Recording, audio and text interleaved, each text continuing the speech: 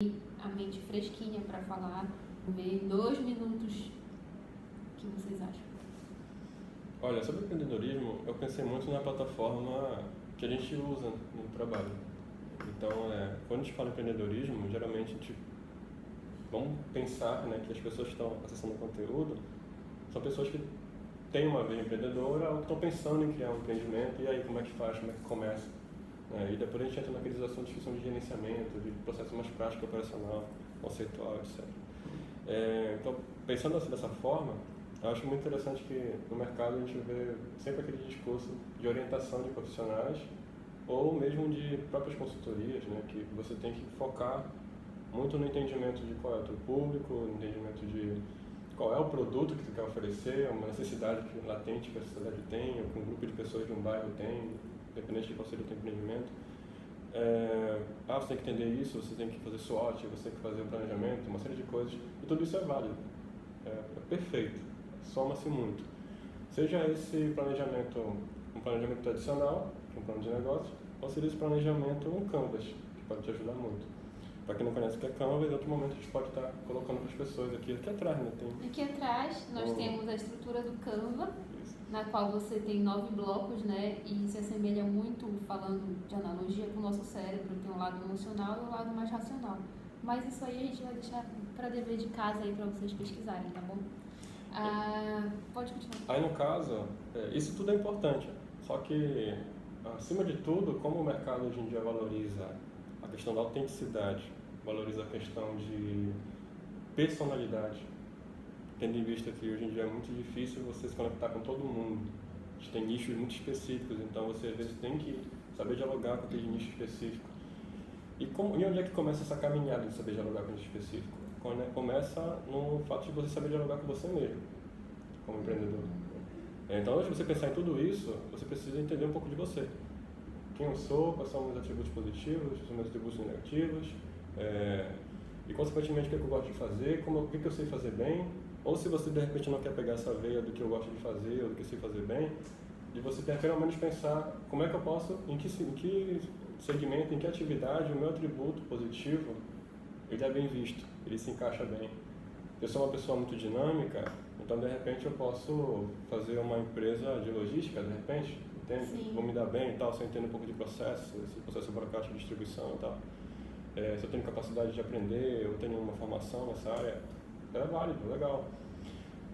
Ou então outras áreas que exigem dinamismo. Eu sou mais metódico, eu gosto mais de planejamento, então eu escolho uma área que tem a ver com isso.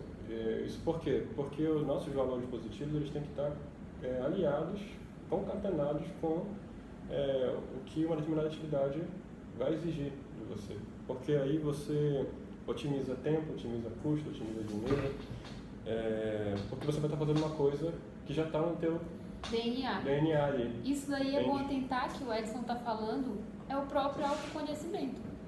Quando você tem certeza ou clareza do que você gosta, do que você é, do que você está, digamos assim, mais destinado a fazer de acordo com os seus gostos, não só os pessoais, porque ele de alguma forma vai confrontar né, com o que você está fazendo. Se tu não gosta de fazer aquilo, tu não está feliz, automaticamente aquilo vai reverter em algum problema. Se você pega uma carga horária de 16 horas de trabalho, domingo a domingo, como supor, se for necessário, você vai aguentar?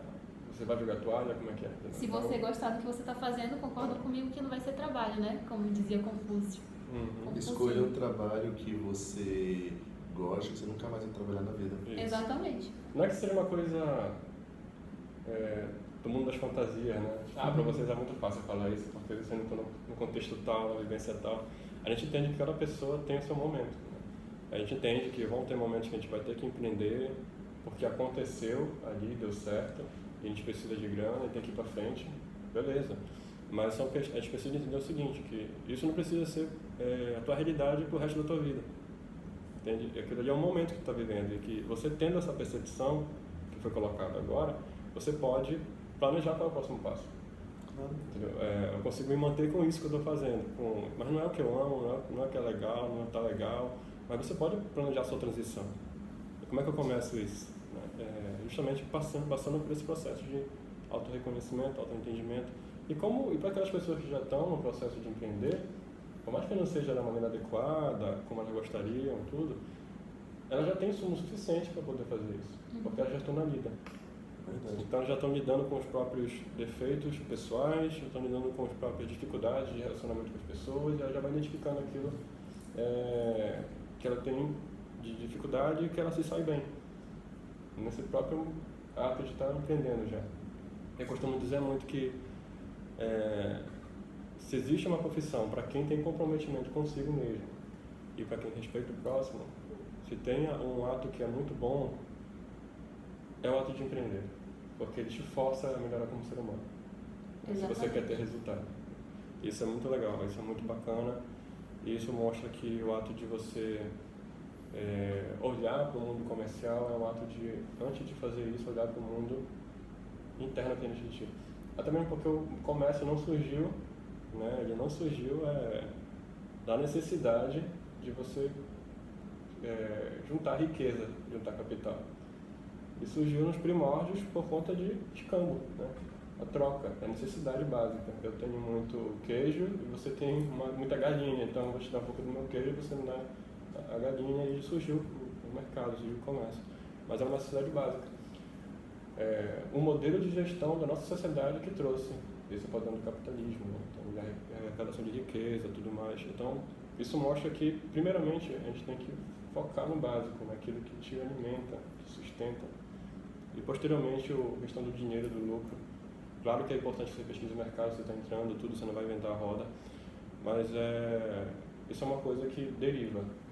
É uma coisa que é secundária, uma coisa que vai acontecer. Quando você conseguir encaixar todas as engrenagens, começando pela tua essência, a gestão do resto, a coisa vai andar, a coisa vai acontecer.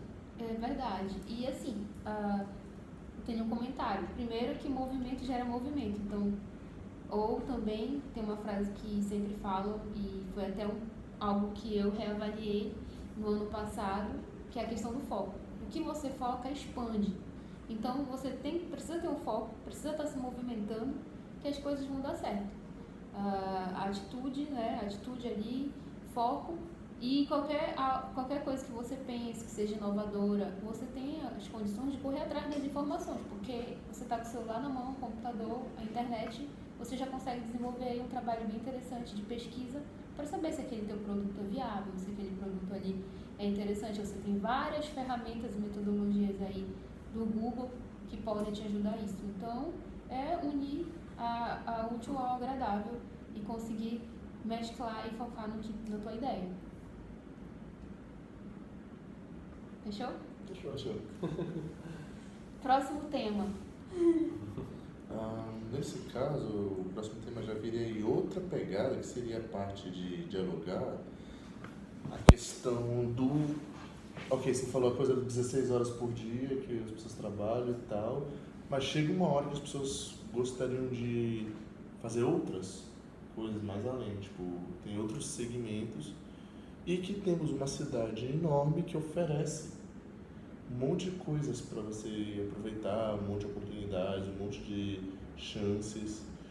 E eu também teria um conteúdo interessante que é dialogar muito bem o espaço geográfico que estamos inseridos com o que temos de demanda humana interna para realizar nesse sentido, ou seja, que experiência podemos viver mais para além do espaço em que estamos. Por exemplo, estamos agora no centro da cidade. Aqui perto tem vários locais para ir, vários restaurantes, vários bares, vários botecos, vários espaços assim. Tem um teatro aqui perto que sempre tem espetáculos, tem várias intervenções, vários festivais, várias coisas assim, de intervenção urbana que acontecem e que muitas vezes a gente passa desapercebido. E às vezes a gente fica porque não tem nada para fazer e não. Mas na hora que a gente procura uma brechinha aqui e outra ali para aproveitar e tudo mais, a gente não sabe nem por onde começar. E é aí que entraria o conteúdo que eu crio, que é esse diálogo entre cada indivíduo e o espaço que rodeia. Qual o nome? É o Non-Stop, Belém Non-Stop. E na mesma pegada, tipo, uma coisa parecida, a gente também dialoga arquétipos de estilos de vida com esses espaços através do quê? Das roupas que a gente comercializa, através dos livros que a gente comercializa, através das histórias que a gente sabe, através dos estilos de vida dos nossos clientes, do estilo de vida de nossos possíveis clientes, das pessoas, do homem que vive nessa cidade. E já seria o Main the City, que é cujo objetivo é você encontrar o seu nicho, o seu espaço, e a partir daí ter um canal que dialoga também nesse sentido. Ou seja, imagina, por exemplo, um homem que é mais tradicional, tem um espaço onde ele pode se sentir à vontade, um mais liberal, mais boêmio, mais urbano, mais natureza, e o objetivo é simplesmente mostrar que nossa cidade tem um cantinho para cada um e que dá para ter experiências também ou vivê-las através do que a gente comercializa. A gente pode oferecer não só um produto físico, como também um produto mais além disso. Mais personalizado. Claro. Expectativa, né? Alinhada, né? Sim. Cultura também, né? E a realidade, né? Não tem como fugir disso, porque nós estamos na cidade das Mangueiras. E é uma cidade onde a gente tem um potencial incrível, uma diversidade incrível e que a gente precisa aproveitar sim. E que Faz tempo que eu parei de fazer chapinha, mas uma das coisas que a cidade não era vantajosa para mim era quando eu tinha chapinha, porque cada saída era uma chuva. Mas cada chuva era o quê? Uma manga que caía no chão. Cada chuva era um cheirinho de terra molhada gostoso, era uma iluminação especial que só as ruas de Belém têm depois daquela chuva torrencial no fim da tarde, que a cidade fica com o céu assim, branco, meio dourado, muito interessante, faz um pôr do sol lindo. São detalhes, pequenas coisinhas que às vezes a gente nem presta atenção, mas se a gente parar e notar, faz toda a diferença. É isso aí, galera. Um abraço, galera. Até a Falou, próxima. gente. Quantos